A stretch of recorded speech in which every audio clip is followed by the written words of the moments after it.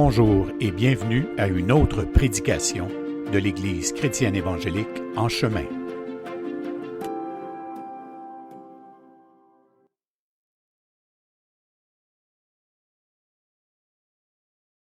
Donc, vous allez bien tout le monde, j'espère? Oui, OK. Donc, c'est ça, on va parler de péché. C'est un sujet, comment vous dire, c'est pas le sujet le plus amusant, puis on n'essaiera pas de le rendre absolument amusant, mais on va en parler selon l'Écriture. Et selon l'Écriture, c'est nécessairement à cause qu'on est pécheur qu'il y a une bonne nouvelle. Parce que sinon, on n'aurait pas besoin. Donc, le péché, c'est important de se le décrire, de s'expliquer de quoi il s'agit, mais effectivement, voir toute la gloire qui découle du fait que Jésus-Christ est mort pour nos fautes. Et justement, ça explique pourquoi il est mort. Donc, en gros, c'est ce qu'on va essayer de voir. Et ce qui est intéressant, c'est que c'est un sujet qui n'est pas évident, mais en même temps, comme prédicateur, j'ai de l'expérience comme pécheur. Fait que ça aide finalement à être capable de parler du sujet. Tu peux pas dire que ce sujet-là, tu comprends pas de quoi il s'agit. Là, c'est comme, bon, on est prêt avec ça, tout le monde. Donc, j'ai d'ailleurs dû changer de sujet. Pas de sujet. Vous savez, ça m'arrive des fois d'étudier beaucoup un sujet, puis à quelques heures de la première prédication, il y a comme une fenêtre qui s'ouvre, et c'est cette fenêtre-là qu'on passe en premier, parce que c'est comme si elle se présentait avec beaucoup d'évidence. Donc, tournez dans Romains chapitre 6, on est toujours dans la série de Romains. On est rendu au chapitre 6 et à la séance 35, si je ne me trompe pas. Et vous allez voir que le texte ici a ceci de particulier. D'abord, c'est que Paul, depuis le chapitre 1, dans le chapitre 1 et 2 et 3, il a beaucoup parlé du péché. Il en décrit une liste même au chapitre 1. Elle est très longue. Donc, selon la lettre aux Romains, on sait ce que c'est le péché. Il suffit d'aller retourner lire la liste qui termine le chapitre 1. Donc, Paul le définit de façon très claire. Ensuite, vers le chapitre 3, 4, 5, 6, là, on entre dans la section de la lettre où on voit tout l'espoir que Christ amène par son sacrifice, et la grâce de Dieu nous est présentée majestueusement au chapitre 3, la grâce qui nous sauve. Donc, on comprend, là, tu sais, on rentre dans toute cette bonne nouvelle du salut en Jésus-Christ, et on découvre que le péché, nos péchés, ont été imputés littéralement à Jésus-Christ, de telle sorte que nous, on reçoive l'imputation de la justice. Donc, il y a comme eu un échange. Donc, en échange de nos péchés, il nous a donné, par sa grâce, sa justice. C'est quand même pas mal. Donc, quand on parle de péché, il faut garder cette idée-là à l'esprit, parce qu'on peut faire dire au péché beaucoup de choses, et il y a beaucoup de choses à dire sur le péché, mais surtout, ce qui est délicat, c'est que ça ne doit jamais manipuler les auditeurs lorsqu'on parle de péché, parce que c'est l'angle le plus facile. Tu sais, si je me mets à vous accuser d'être des pécheurs, vous allez être obligé d'être d'accord avec moi, n'est-ce pas? Claude? Oui, Claude aussi. Alors, vous allez être obligés, parce que c'est notre expérience à nous tous. Donc, à quel point c'est facile de jouer dans ça, de jouer dans cette blessure-là, de nos péchés, de nos fautes et de tout ce qu'on est seul à savoir de soi-même, de ce qui se passe dans nos têtes. Parce que, généralement, ce qu'on observe chez les autres, c'est une infime partie de ce qui se passe vraiment, des fois. Amen. Amen. C'est confirmé. Donc, imaginez ce qu'on a l'air, voyez ce qu'on a l'air, c'est déjà grave un peu, mais c'est un faible pourcentage de ce qu'il y a vraiment. Fait que, heureusement qu'on est habile à se donner des bonnes manières à travers tout ça, puis à essayer, puis c'est à ça que ça sert l'éducation, puis l'instruction, c'est faire en sorte que le péché nous détruit pas complètement. Et c'est ce qu'il y a de béni quand même avec le sujet. Donc, il y en est question beaucoup dans l'Écriture, mais il n'y en est pas question d'une façon désespérante. pour le croyant. Donc, Paul dira au verset 11 du chapitre 6 de Romains, « Ainsi vous-même, regardez-vous comme morts au péché et comme vivants pour Dieu en Jésus-Christ. » Donc, on a déjà parlé de ce texte-là. Je veux juste ramener l'idée, c'est que l'apôtre Paul nous dit, « Vous êtes morts au péché. » Officiellement, c'est ce qui est vrai. Vous étiez en Christ lorsqu'il a été crucifié à la croix. Vos péchés ont été payés. Donc, la colère et la sentence qui est due à votre péché sur le plan éternel a été littéralement effacée. Donc, c'est pas parce qu'il est question de s'expliquer ce que c'est le péché que ça remet en question cette posture qui nous a été acquise par pure grâce en Jésus-Christ. Donc, nous sommes morts au péché au sens, nous sommes morts à la nature qui est parvenue par la chute d'Adam. Donc, on n'aura pas à rendre compte de ça dans l'éternité. Ça mérite un Amen. Oui, Amen. Merci. Puis une gorgée d'eau aussi.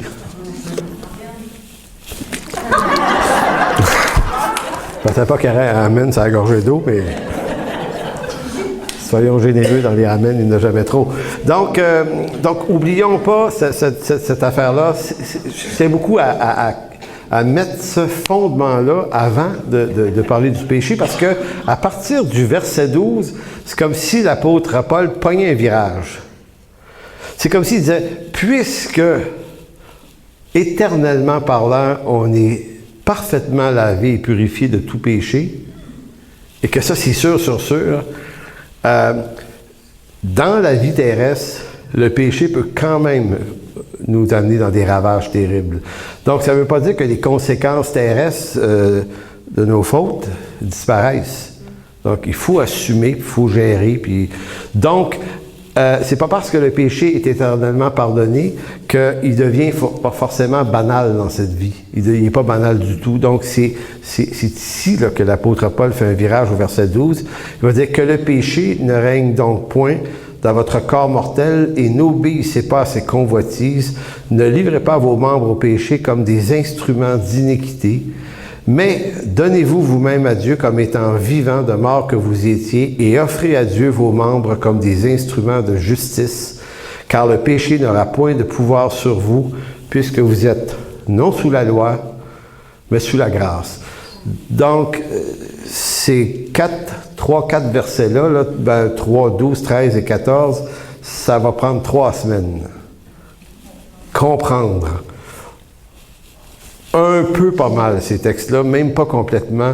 C'est extrêmement concentré. Et si on ne prend pas le temps de les comprendre comme il faut, les comprendre mal, c'est pire. Parce qu'on peut faire dire beaucoup de choses à ça, puis on peut manipuler une foule avec ça. Donc, voilà. Et la manipulation, c'est la chose qui me pue le plus au nez dans une église.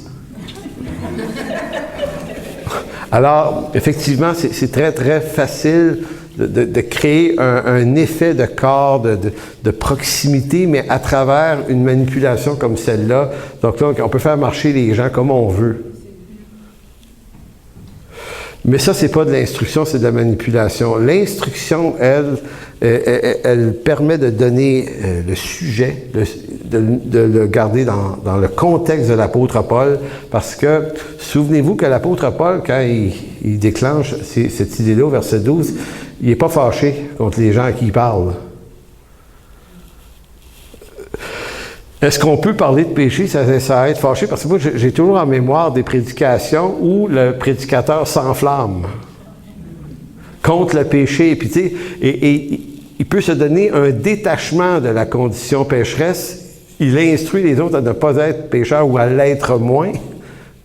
Puis ça peut se faire avec une certaine sévérité. Mais personnellement, je me dis, mais étant du nombre de la chose...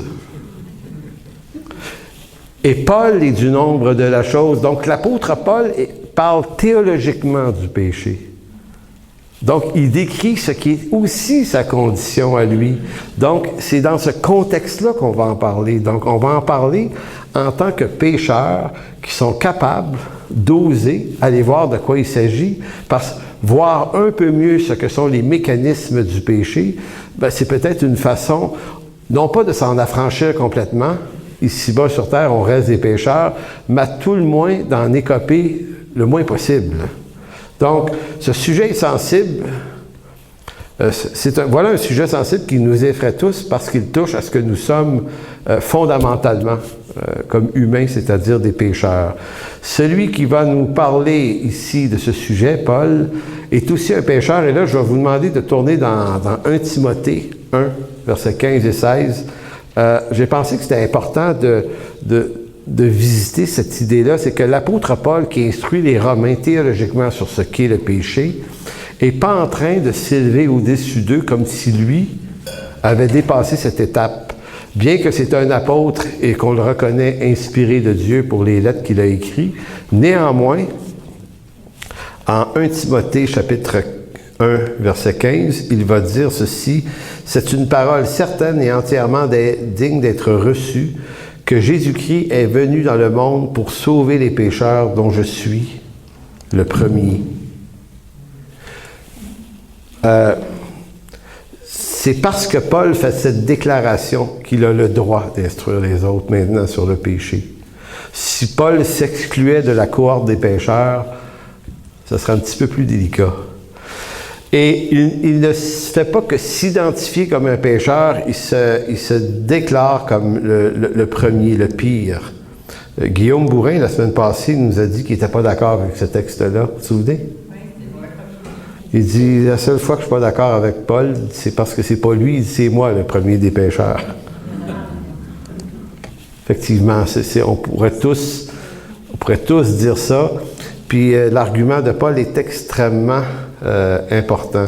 Donc, le « je suis », juste un petit peu de grammaire, c'est que les temps de verbe ont de l'importance. Quand Paul dit « je suis le premier des pécheurs », il dit maintenant dans ma condition même d'apôtre, parce que c'est dans cette condition-là qu'il parle. Donc, il ne dit pas parce que j'étais le premier des pécheurs. Et ça fait une différence. Il n'est pas en train de dire j'ai déjà été ça avant que je rencontre Jésus sur la route de Damas et que je ne tombe pas en bas de mon cheval parce qu'il n'y avait pas de cheval dans l'histoire de je dis maintenant, parce que pendant 20 ans, j'ai assumé que Paul était tombé en bas d'un cheval. Je ne suis pas seul à avoir déjà dit ça. Mais d'où vient le cheval de Acte 9? C'est une grande question. Non, il n'y en a pas, c'est ça. Il est tombé. C'est ça. Anyway, c'est juste pour dire que l'apôtre Paul n'est pas, après son expérience de Acte 9, est devenu un saint en Jésus-Christ, mais il s'identifie encore pleinement au péché, puis il dit « Je le suis présentement, le chef des pécheurs, ou le pire. » Verset 16, il va dire « Mais j'ai obtenu » et remarqué le temps du verbe ici. « Je suis pécheur, mais j'ai obtenu. » Le temps ici, là, dans le langage grec, et je ne suis pas du tout un spécialiste du grec, c'est ce qu'on appelle le temps aoriste, qui ne se traduit pas en français, mais c'est une espèce de temps qui marque un événement passé, mais qui a une incidence continue dans le présent. C'est ça, France?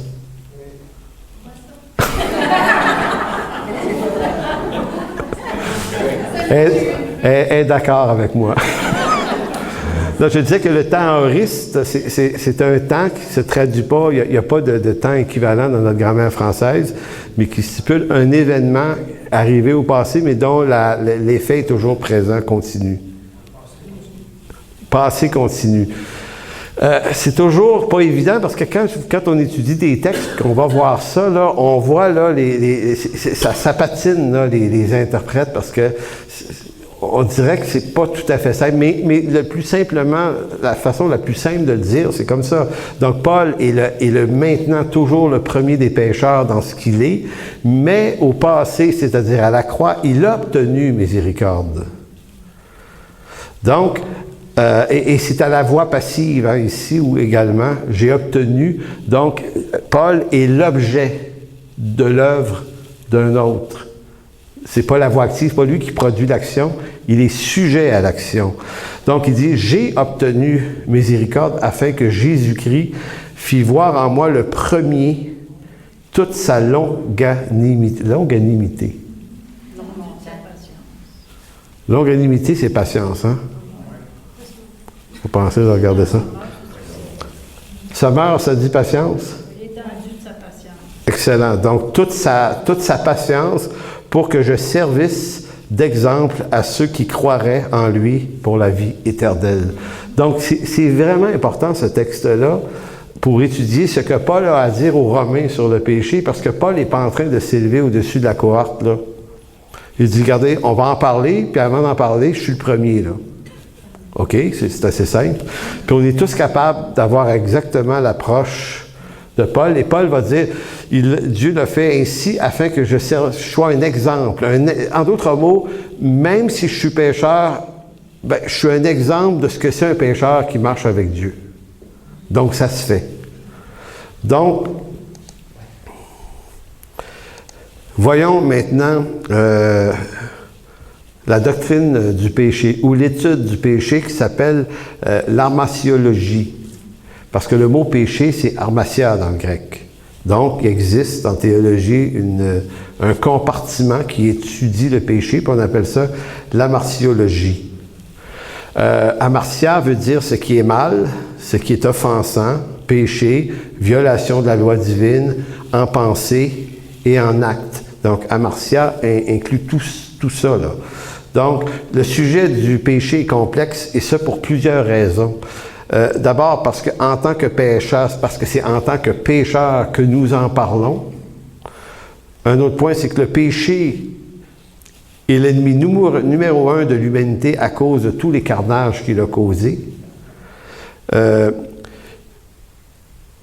Parce que vivre en tant que pécheur pardonné, oui, c'est ça. Vivre en tant que pécheur pardonné, tout en étant encore des pécheurs, est une chose parfois épuisante. Vous comprenez? Donc, on doit toujours être en train de connecter le fait qu'on est des pécheurs pardonnés, mais pécheurs toujours. Ça use un peu, ça, des fois. Fait qu'à chaque fois qu'on pêche, puis qu'on confesse, il faut revenir dans l'idée, se rappeler qu'on est des pécheurs quand même pardonnés. Donc, c'est un jeu, c'est une espèce de séquence dans laquelle on se retrouve tout le temps. Le péché également a quelque chose de compliqué dans le sens qu'il est malheureusement bien plus simple pour nous de voir le péché des autres que de voir son propre péché. Donc le péché est compliqué pour cette raison-là, c'est que c'est plus évident les autres que soi-même. Une autre raison pour laquelle le péché est une étude complexe, c'est que le péché peut nous rendre aveugles de notre condition de pécheur. Ça, c'est un emboîtement, là. Tu es coincé dans ce que tu ne vois pas, que les autres voient, mais toi, tu ne le vois pas. Tu peux être aveugle de toi-même. Et ça, c'est un effet du péché. Donc, ça rend l'étude du péché assez complexe. Parce que sinon, on va le voir sur les autres. Donc, ça, c'est facile. Mais pendant qu'on s'intéresse au péché, il faut le voir en soi-même. Et un dernier point sur ce qui est complexe dans le péché, c'est que la grâce de Dieu, ben ça, c'est pas compliqué, là, mais la grâce de Dieu est pleinement suffisante pour régler tout ce qu'il y a de péché en nous, à ne jamais oublier. Donc, quelques idées importantes. L'Église est une institution divine qui accueille des pécheurs. Et je me suis beaucoup intéressé aux ouvrages du théologien Montgomery Boyce pour cette étude sur le péché.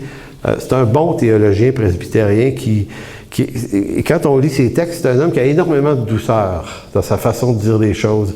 C'est un théologien qui ne nous fait pas manger de la garnotte à pelle. Tu sais, quand on lit ses livres, vous savez ce que ça veut dire? Des fois, lui, il met des images, il fait presque des jokes dans ses écrits, puis c'est un grand théologien, le gars. Fait que, il commence une de ses explications sur Romains 6, 12 en disant Il dit, au cas que quelqu'un vous dirait que puisque vous êtes chrétien, vous ne devriez plus pécher, ben, il dit, c'est complètement absurde de dire une chose comme ça parce que l'Église accueille des pécheurs. Il essaye de déconstruire des espèces de mythes qui peuvent être, peut-être pas au premier degré dans nos vies, mais un mythe, une impression qui est là. Tu sais, on se dit, bon, je vais vous conter pour moi, quand j'ai été sauvé en 83, j'étais content parce que je me dis, hey, je vais être moins pire. Tu sais, mais je deviens chrétien, je vais être moins pire. Y en a-tu qui se sont dit ça? Je suis pas tout seul, je peux pas croire. Ben, levez la main, la personne lève la main. OK, merci. Et là, je pense que j'ai compté ça l'autre fois. Puis à un moment donné, quelques mois plus tard, il y a eu les baptêmes d'eau. Plus tard, c'est peut-être là, finalement, que la victoire va s'installer un petit peu plus. Puis je me suis fait baptiser, puis c'est comme la vieille joke qui dit, je me suis rendu compte que la chair savait nager, finalement, parce qu'elle est ressortie vivante. Et là, ça se poursuit dans le temps. Puis à un moment donné, on va au collège biblique, puis là, OK, je vais étudier, puis là, je vais prier, puis là, je vais aller chercher une communion avec Dieu. Puis là, on dirait qu'on fait plein de choses. Puis moi, en tout cas, dans mon cas, en arrière-plan, il y avait toujours cette idée, le péché va diminuer. Écoutez, c'est curieux. C'est vrai qu'on obtient des victoires. Hein. Je ne veux pas dire que ça n'existe pas, des victoires ou des transformations. Ça existe. Le Seigneur change des choses dans nos vies. Je suis certain que comme vous, moi aussi, il y a plein d'affaires qu'on a arrêté de faire, puis de penser ou de dire, puis on a discipliné les choses. Mais si ça, c'est vrai que ça avance, ça avance pas dans tous les domaines égaux. Ça, c'est clair. Il y a des domaines de nos vies où on se dit, je suis le même. Et je dirais que proportionnellement à certaines victoires qu'on a sur le péché qui devraient nous dégager, on dirait qu'en même temps, plus on s'approche de Dieu, plus on a une conscience de notre état pécheur. Donc, j'ai envie de dire, on pêche moins, mais on se sent plus pécheur. Pourquoi? C'est peut-être juste parce qu'il fait plus clair. Si tu t'exposes davantage à la lumière, ben c'est plus clair. Ça me fait penser à un vieux sous-sol. Gilles, mon frère, doit se souvenir de ça. Quand on a acheté la maison sur Cousineau, il est où, Gilles? J'ai vu mon frère. Tu sais, la maison à côté de chez France, là, justement. Le sous-sol était en terre. Puis, tu sais, puis je me souviens encore, une fois, on avait acheté la maison, puis on visitait tout ça, les enfants. Moi, je n'étais pas vieux, 11-12 ans. Puis là, il y a une cave. On n'appelle pas ça un sous-sol, là. Il y a une cave dans ce temps-là. Et puis, on rentre là-dedans, puis on voit un petit peu. Tu sais, il y avait des fenêtres, là, puis tu voyais pas trop.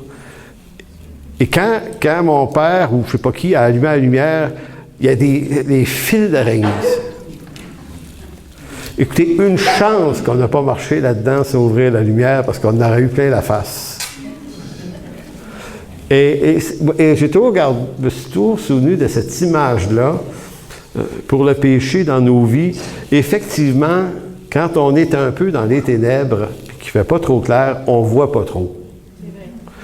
Mais quand la lumière de la parole se met à éclairer les recoins de nos vies, il y a des affaires qui, avant ça, ne s'appelaient même pas un péché pour nous.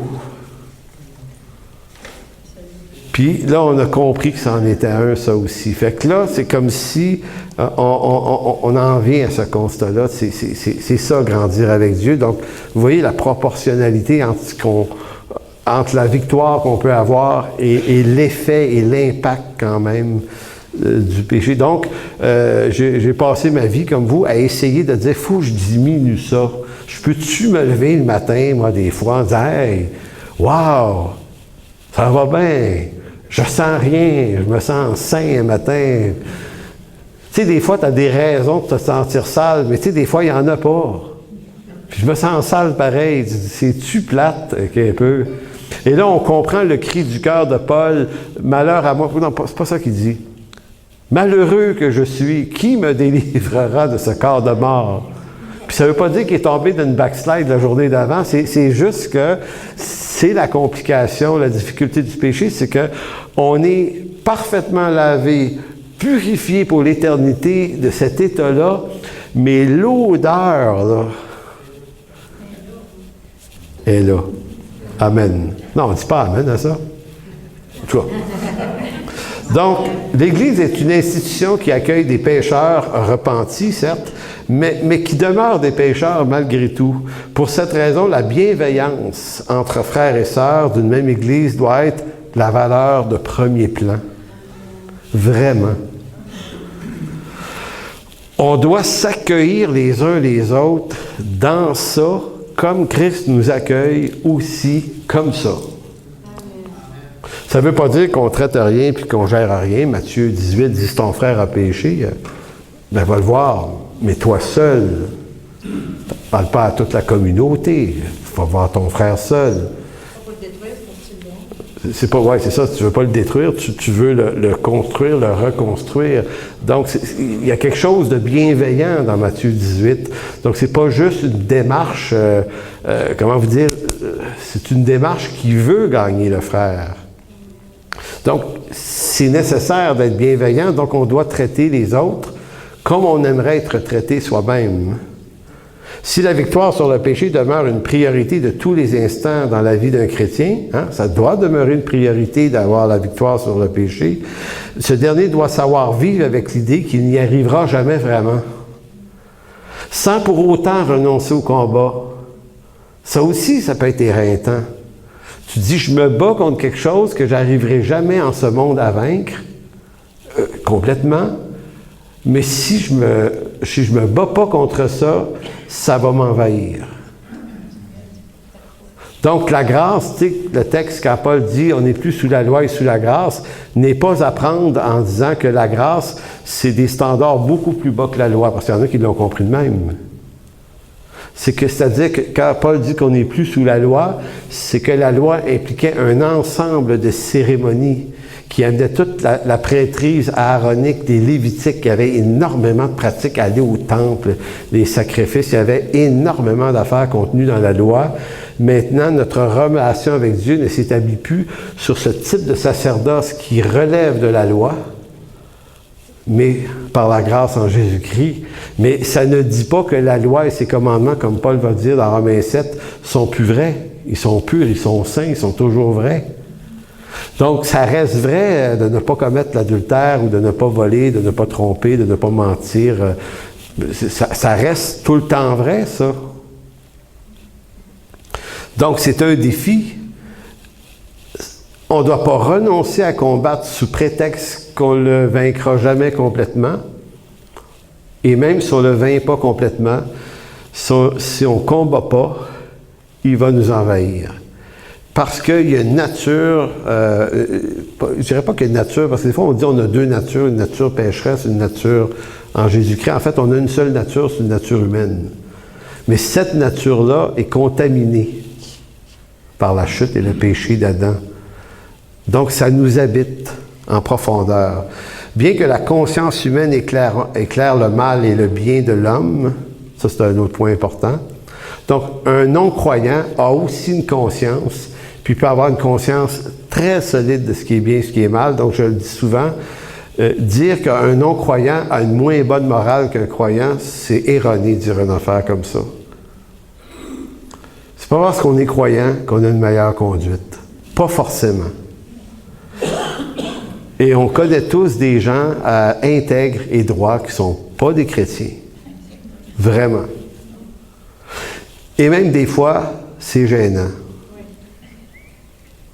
Parce qu'il nous arrive de rencontrer des gens là, qui ont une éthique et de loin supérieure à la nôtre, puis on se dit, ça vient d'où ça? Ça n'a pas l'air d'être Jésus, ça, dans sa vie.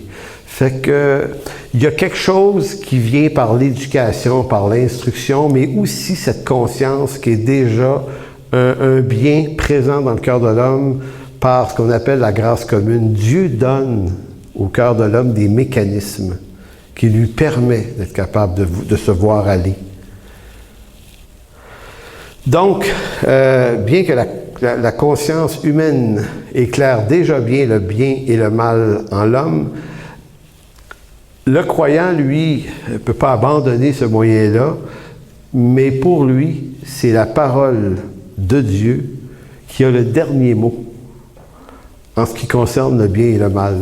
Donc, il y a un éclairage qui vient de l'Écriture qui va dire mal des choses que ce monde dise bien. Et ça nous met en tension. Donc, c'est pas parce que tout le monde au Canada croit qu'une chose est bien parce que nos parlements ont dit que c'était bien puis ils l'ont légalisé. Je donnerai l'exemple d'avortement, c'en est un, par exemple. Puis ça peut avoir plein d'autres choses. Ça ne rend pas ce mal-là bien à cause de la loi. C'est une forme d'égarement. Donc nous, ça reste l'Écriture, toujours l'Écriture qui pour nous, là, l'indicateur au-dessus de tous les autres. Et Ésaïe 5:20 le dit, « Malheur à ceux qui appellent le bien mal et le mal bien, qui changent les ténèbres en lumière et la lumière en ténèbres, et ainsi de suite. » Le fort et le faible. Là aujourd'hui, je fais comme comme si c'était une suite de points différents sur le péché, parce que, comme je disais, il y a toutes sortes d'angles à ce sujet-là. Donc, le fort et le faible. L'Écriture met en relief de plusieurs manières comment Dieu juge le faible et le fort, et généralement, et curieusement même, il jette un regard régulièrement ou plus souvent favorable à celui qui est faible et qui se reconnaît comme tel faible que celui qui se considère fort. Alors que dans notre façon d'évaluer la morale des choses, on aurait tendance à regarder d'un bon œil quelqu'un qui semble être fort, spirituellement, j'entends là. Et c'est curieusement pas tout à fait ce regard-là qu'on obtient d'Écriture, bien que Dieu apprécie et élève les gens intègres. Donc, je ne suis pas en train de dire que Dieu est contre ses propres valeurs d'intégrité qu'il nous demande d'avoir. Je suis en train de dire que quand on regarde Jésus, là, ici-bas, et même beaucoup de séquences dans l'Ancien Testament, Dieu ne se laisse pas tromper par notre faux bien, ou les faux motifs, ou les fausses raisons. On ne peut pas le tromper là-dessus. Le plus gros problème avec le péché pour Dieu n'est pas tant que le péché en lui-même. OK, il faut que je relis ma phrase, je l'ai mal écrit. Le plus gros problème avec le péché pour Dieu n'est pas tant le péché en lui-même. OK, c'est ça. Donc, pour Dieu, le plus gros problème du péché, c'est pas le péché en lui-même, même si c'est un gros problème, mais la conscience qu'on n'a pas de la présence de ce mal en nous, mal que souvent on fait aux autres, par aveuglement de notre condition, ce qui est être un faible. Donc, un fort qui crée des blessures à des faibles, c'est très, très mal. C'est très, très mal. Et là, on rentre dans la zone du jugement ou du regard que Jésus a sur les pharisiens. Le problème est, si jamais vous avez le livre d'éthique de Bonhoeffer, et ce livre d'éthique-là, il y a tout un chapitre sur le pharisien. C'est un des écrits les plus magnifiques là-dessus parce que Bonhoeffer nous sort de l'image cinématographique qu'on a des pharisiens. Dans les films, les pharisiens, on les déguise absolument en hypocrites, en personnes mesquines. Bonhoeffer nous dit, oui, mais ça c'est une caricature qui ne vient pas de l'Écriture. Puis il commence à parler du pharisien en bien, en disant, le pharisien, c'est un homme de bien. C'est quelqu'un de sympathique, c'est le bon voisin de l'autre bord de la rue, c'est quelqu'un qui va vous rendre service. Donc, c'est pas absolument une... Mais en même temps, c'est tout le bien qu'il arrive à faire, le bien qu'il arrive, finit par le contaminer et l'amène dans un mépris de celui qui n'y arrive pas aussi bien que lui. C'est ça un pharisien. Donc le pharisien, ça ne veut pas dire qu'il manque de compassion. Mais pourquoi le pharisien comme ça? Ça lui vient d'où? Parce qu'on dit, oui, mais il suit la loi, il suit les commandements, il donne des aumônes, le pharisien, il fait tout ça, là. Mais il fait sonner un peu de trompette quand il le fait. Vous voyez, c'est toujours Le pharisien gâche les choses, peut-être en le montrant trop. Mais en même temps, si tu es bon dans quelque chose, tu es bon dans quelque chose. Donc, la ligne est mince. Et donc, la réponse de Bonhoeffer est magnifique. C'est que l'homme, même bon, appuie sa bonté sur le péché, c'est-à-dire sur l'arbre de la connaissance du bien et du mal. D'où vient le péché? Il vient de la chute. Qu'est-ce que la chute? C'est l'homme qui consomme un fruit, qui l'entre en relation avec sa propre façon d'imaginer ce qui est bien et ce qui est mal. C'est ce qui avait été dit à Adam. Si tu en manges, tu vas connaître le bien et le mal. Tu ne vas pas juste connaître le mal, tu vas connaître le bien aussi. Donc, il existe dans le péché un bien sans Dieu. Et ça rend la doctrine du péché très complexe. Parce que nous, on a envie de dire, le péché, c'est juste ce qui est grossier. C'est juste ce qui pue, là. C'est simple. Si c'est juste ça, ben, on est capable de faire une liste et de dire... Mais l'apôtre Paul et Jésus vont tellement plus loin que ça. Ils traversent complètement la ligne, puis ils vont montrer au bon gars qui fait des aumônes, puis qui fait tout ce qui est bien, en disant, dans Luc 18, le pharisien dans le temple, il dit, lui, là, il paye sa dîme, il fait toute l'affaire qu'il faut faire, et il en est fier. Hein, il a abouti à quelque chose avec ça, puis il dit, Seigneur, tu sais, il prend quand même le temps de rendre gloire à Dieu. Merci que je sois si bon, là, finalement. Puis, tu m'as fait naître d'une bonne famille, avec des bonnes valeurs, une bonne instruction, puis je ne ressemble pas à ce gars-là à côté, là. Et là, moi, avant de juger le gars sévèrement, savez-vous quoi? À un moment donné, je me suis rendu compte que je pensais un peu comme lui. Moi, j'ai une bonne éducation, puis je suis né d'un bon pays où coule le lait et le miel avec plein d'avantages. Puis ça m'a évité bien des problèmes. Puis, voici, il m'arrivait de marcher au centre-ville, puis de voir des robineux, puis de dire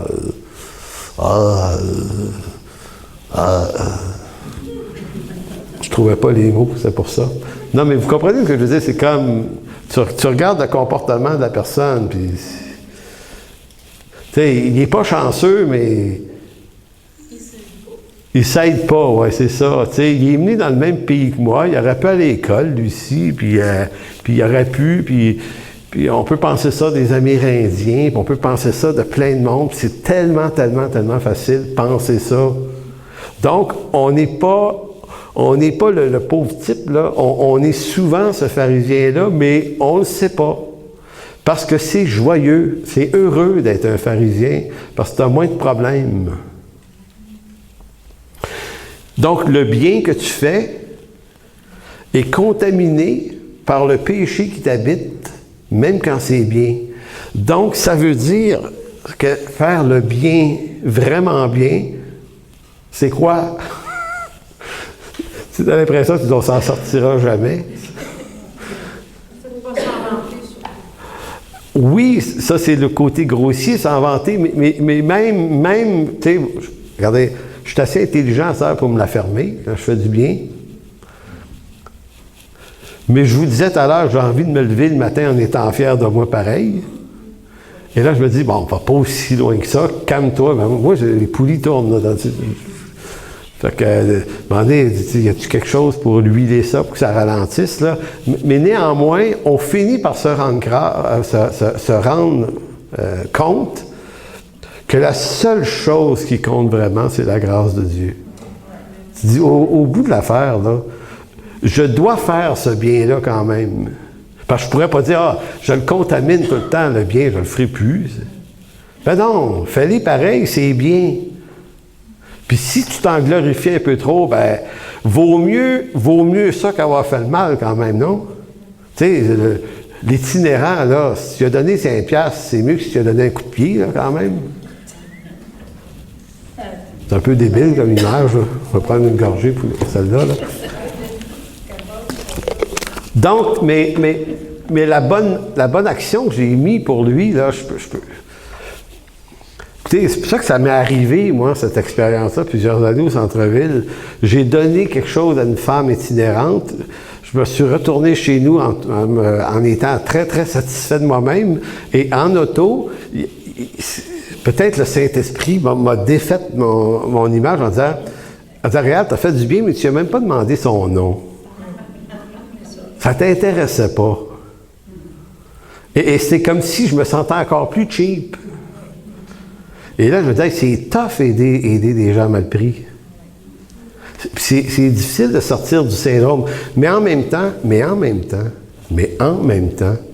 parce qu'on appartient à Jésus-Christ et qu'on a été justifié, Dieu va utiliser pour notre bien et le bien des autres, le bien qu'on va faire quand même. Dieu justifie nos œuvres auxquelles il nous appelle. Donc, il nous a appelés à des œuvres qu'il a préparées d'avance. Bien, pratiquons-les. Puis même si on sent qu'on n'est pas sharp dans notre tête par rapport à ce que Dieu nous a donné d'avantage, puis qu'on sent que c'est grave, mais c'est pas si grave, on remet ça dans la grâce de Dieu, puis on continue, puis on travaille, puis on fait ce qu'on a à faire, puis on se décourage pas, sinon on tombe dans un espèce de truc, quand vous dire, on descend en bas, là, ça va pas mieux. Donc c'est pour ça que le plus gros problème avec le péché, c'est pas tant le péché lui-même, tout à fait, mais c'est la conscience qu'on a ou qu'on n'a pas. D'un côté, il y a des gens qui se sentent coupables de tout inutilement trop, puis il y a des gens qui se sentent pas assez coupables et devraient. Fait qu'on est toujours en train de naviguer. Donc, au fond, un fort, qu'est-ce qu'un fort? C'est un faible qui ne se reconnaît pas faible, mais qui se croit fort. Mais en fait, ce fort-là est un faux fort, c'est un faible.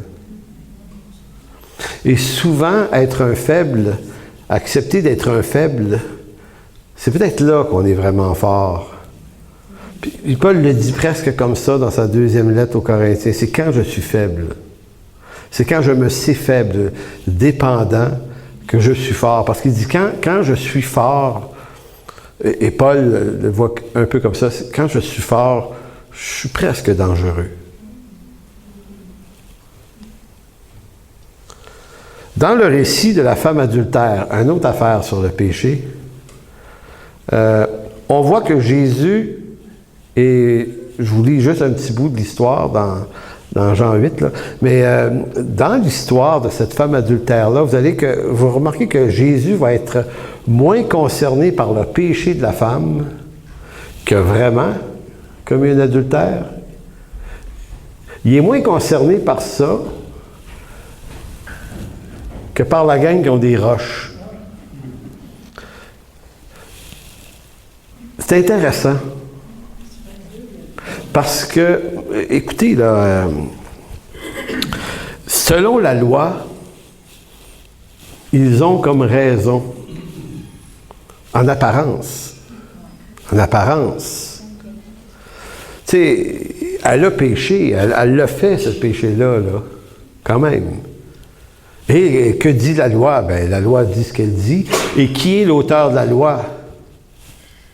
Jésus. Tu sais, cette loi-là a été donnée par Dieu, là. Et c'est lui. Il est l'incarnation de la parole. Donc, c'est curieux de voir Jésus dire, OK, ouais, c'est vrai, la loi dit ça, parce qu'ils sont allés vers lui, verset 3, Jean 8. Alors, les scribes et les pharisiens amenèrent une femme surprise. J'ai découvert ce qu'il disait de même juste ce matin.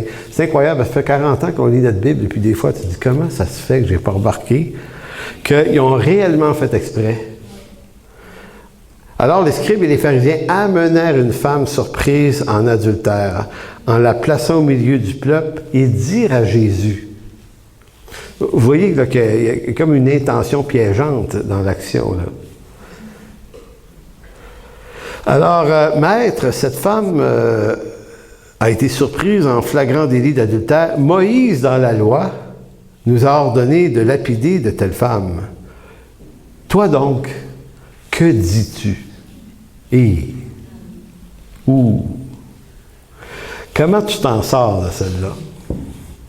Parce qu'eux essayent de trouver en Jésus une raison de l'accuser, de bafouer la loi, parce que c'était l'accusation. Écoutez, si on pouvait Quand on ne peut pas vous prendre sur des faiblesses évidentes, on va essayer de vous prendre ailleurs. Donc, quand on essaie de vous tendre des pièges, c'est parce qu'on n'a pas trouvé d'autres moyens. Donc, Jésus, là, ils ne sont pas capables de le pogner dans rien. Il est clean, propre, pur, juste. Ils ont remarqué qu'il n'y avait pas la crainte des hommes comme tout le monde a la crainte des hommes, donc il n'est pas en train d'absolument plaire à quelqu'un. Mais attention, parce que moi j'ai connu des gens qui disaient « Moi, je n'ai pas la crainte de personne », mais ils sont complètement baveux avec les hommes.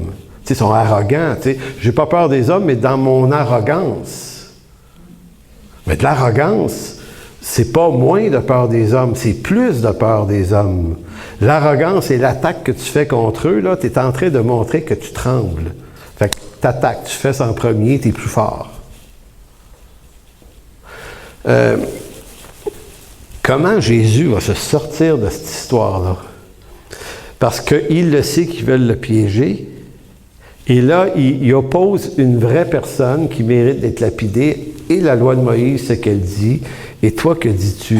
Fait qu'ils se disent, OK, s'il dit, OK, les gars, lapidez-la, ben, c'est son message d'amour et de grâce, c'est pas si vrai que ça. Il est venu pardonner des pécheurs. Donc, s'il ordonne selon la loi de la lapider, on ferme le dossier. Jésus, c'est juste un imposteur. Par rapport à ce qu'il prétend être, on s'entend. C'est toutes des apparences, hein? Puis s'il dit de ne pas la lapider, ben, il dit quelque chose de contraire à la loi. Donc, il n'est plus un observateur de la loi, il la transgresse. Et ça, c'est toujours magique. Ben non, pas magique, miraculeux. Non, extraordinaire plutôt. De voir comment Jésus se sort des pièges avec une facilité déconcertante. Fait qu'il va... j'ai pas le reste du texte, mais au fond, ce qu'il va leur dire, bon, OK, les gars, on va faire un deal. Que celui qui d'entre vous n'a jamais péché, péché, ce qui serait également une contravention contre la loi, ben, lui lance la première pierre. C'est incroyable comment c'est fort comme argument. Oh. Exactement. Les plus vieux qui en ont fait plus. Ils ont eu le temps de remplir le valise de péché puis de contradictions par rapport à la loi puis les secrets de leur cœur. Donc, Jésus fait éclater les apparences, les fausses apparences là, qui sont dans toute cette histoire-là. Là. Parce que c'est tous des acteurs, toute la gang. Là. Et là, il fait sauter les verrous de ça. Et là, tout le monde se retrouve tout nu devant la loi, toute la gang. Fascinant. Et là, les bonhommes se regardent. Ouais. Vu de même, ils viennent de comprendre que s'ils lapident la femme, ils doivent être lapidés eux aussi, probablement. C'est ça qu'ils comprennent. Je ne sais pas si vous l'aviez remarqué. Parce que si elle est coupable d'une transgression de la loi et que c'est ça la conséquence, ben vous, on est capable de savoir tout ce que vous avez fait. Et peut-être qu'il y en a qui ont fait la même chose. Donc les gars, ils pensent bien gros en disant, OK, si je ne fais pas miséricorde, il ne me sera pas fait miséricorde.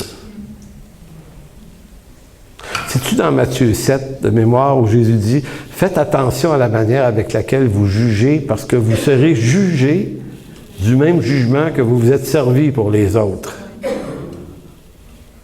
Donc, toutes les roches ont tombé par terre, puis on dit, ouais, OK, c'est d'accord.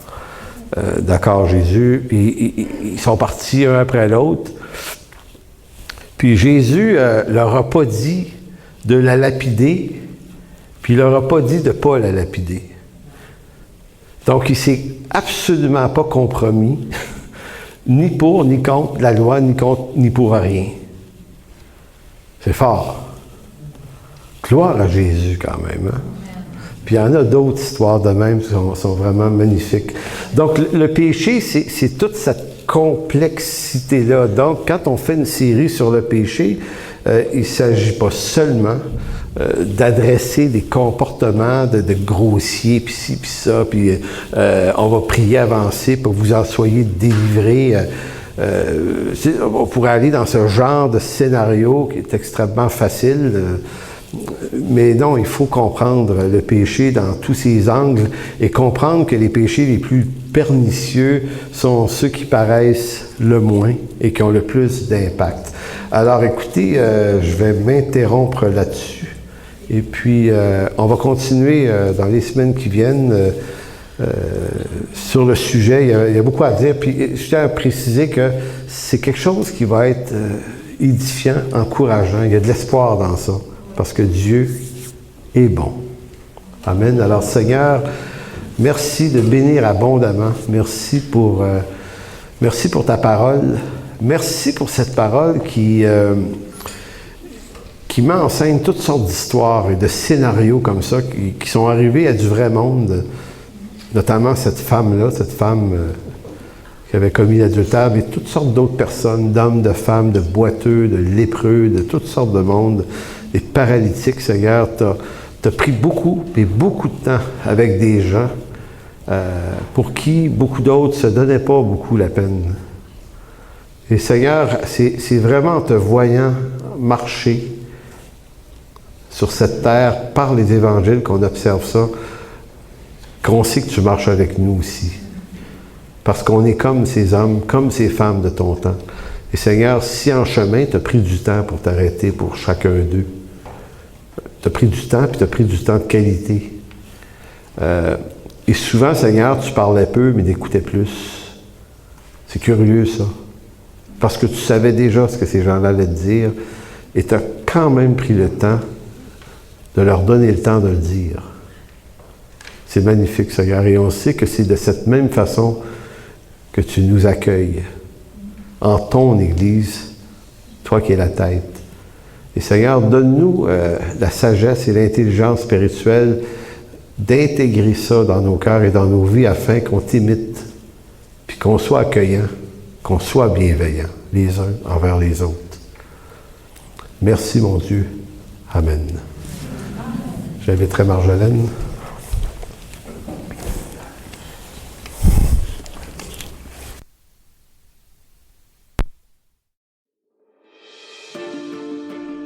Pour toute information, n'hésitez pas à communiquer avec nous à info@église-en-chemin.com.